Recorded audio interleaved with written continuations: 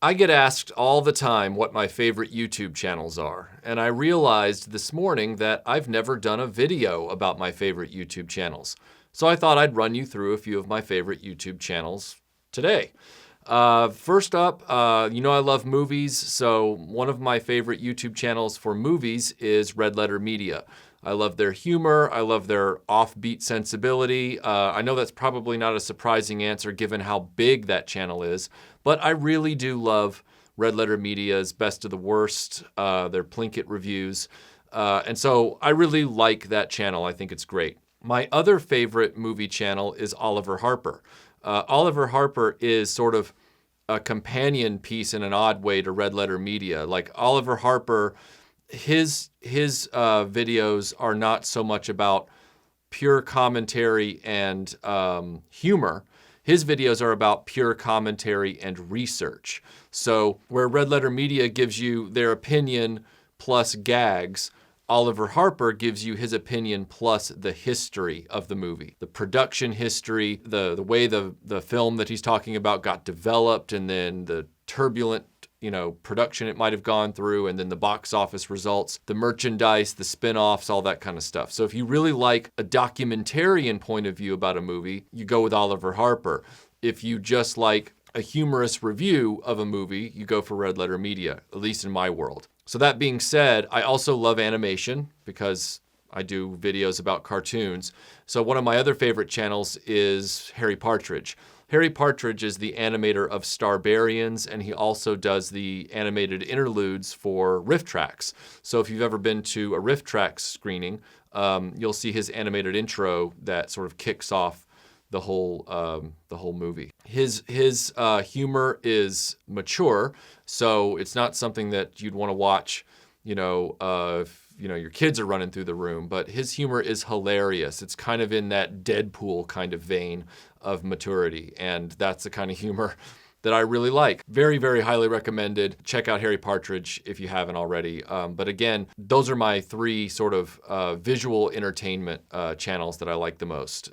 Movies and cartoons, those are my three. Now, as far as toys, which is what we do here at RetroBlasting mainly, I do have a core group of toy channels that I love, and I want to kick off my favorite toy channels with Analog Toys, run by Tony out of Australia. Analog Toys, when I was introduced to it through a RetroBlasting subscriber, they said, dude, there's this guy who's doing toy reviews. He's like the RetroBlasting for the 70s. And I was like, really? A RetroBlasting style channel that talks about 70s toys? That's got to be awesome. And so I went over and checked out Tony's reviews, and he focuses on things like Action Man, Action Force. He also does Star Wars, of course. He does 80s stuff as well, but where he is 70s, 80s, and RetroBlasting is 80s, 90s, it's like you could see the two channels as companion pieces to one another. I like to think of it that way anyway.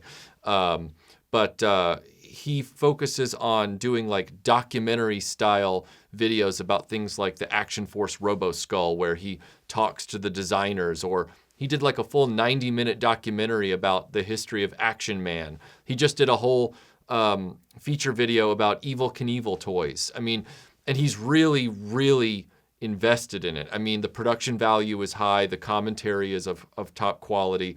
Highly, highly recommended channel if you haven't checked it out. If you like RetroBlasting, you'll like Analog Toys. Trust me. My other favorite toy channels include Toy Polloi, who you've heard me mention before. He's sort of the gentle-voiced mad scientist of toy repair, the Bob Ross of toy repair, if you will, the British Bob Ross of toy repair.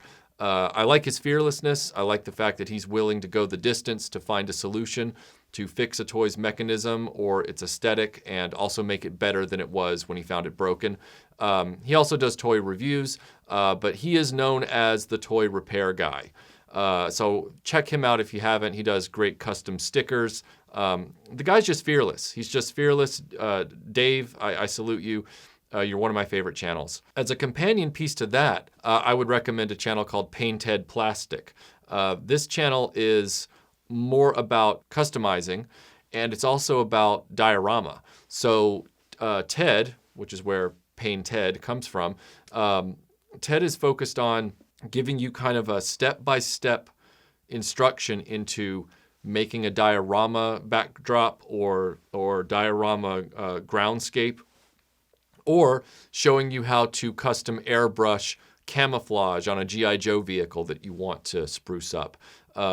Really, really cool channel. I love the way that both he and Polloi do a step-by-step. They don't just show off their final result. They show you how to do what they're doing. Very, very cool. And then just as far as toy and cartoon commentary goes, my hat's off to Lio Convoy Reviews. If you haven't heard me talk about them before in live streams, Lio Convoy Reviews is run by Thomas, who's the host of the Thundercast, which is an entire podcast dedicated to the Thundercats. And his channel is not just about Thundercats or, as Lio Convoy references, Beast Wars. His channel is about the cartoon and animation industry as a whole. And he also does some toy stuff, but he is a guy who is steeped in the knowledge of animation. And if you like that kind of commentary and you like it independent and you like it pulling no punches, then Lio Convoy Reviews is for you. And when I say pull no punches, I don't mean that it's profane. As a matter of fact, his channel is very family friendly, just by his very nature. But kind of like RetroBlasting, you know, we're not targeting kids, but we're not unsafe for kids. But his channel probably wouldn't interest as many children as it would our generation, because his channel looks at, from a very dedicated research perspective, where the industry is going. Like, he just did a video about why there are so many in-house reboots of things like She-Ra, Ninja Turtles, Thundercats, things like that. And he looks into why the studios are making the decisions they make, why they are going ahead with the directions of, say, the Thundercats or the direction of Transformers, something like that. I mean, he's very invested in why animation styles have changed, why production philosophies have changed, why they make the decisions they make. And to that end, he just recently did a video looking at why Hasbro's Unicron is so expensive. He broke out a scale and he started measuring Transformers of note and measuring their weight versus their suggested retail price, and started forensically analyzing how Hasbro is charging more for less year after year.